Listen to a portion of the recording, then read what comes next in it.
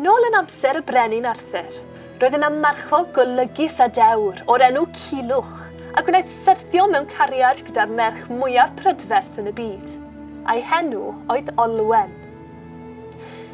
Cyn y gallant priodi, roedd angen i Culhwch i gofyn caniatâd tad Olwen am ei llaw i priodi.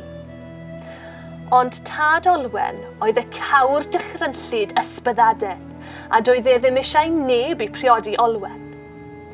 Felly, yn clyfar iawn, gofynodd ysbyddaden i Culhwch gyflawni 40 tasg caled iawn. Y tasg mwyaf enwog oedd i cael siswrn crib ar asel oddi ar y twrch trwyth, sef mochyn gwyllt enfawr iddo. Gofynodd Culhwch am help ei cefnither y brenin Arthur a'i marchogion enwog am y tasg hwn. Gwnaethant dechrau chwilio am y twrch trwyth draw yn Iwerddon, ac ar ôl sbel, gwnaethant darganfod ei ogof.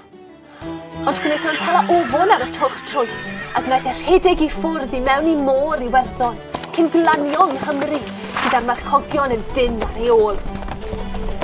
Yma, ar lethrau'r Preseli, gwnaeth rhai o marchogion Arthur ceisio cipio'r eitemau oddi ar y twrch, ond cawsant ei ladd am ei ymdrech.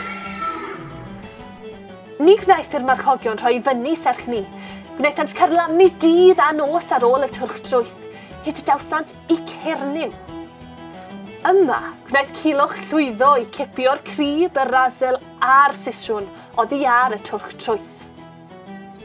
Dychwelodd Culhwch yn buddigol i cwrt ysbyddaden, lle o'r diwedd gwnaeth y cawr rhoi ei fendith i'r priodas.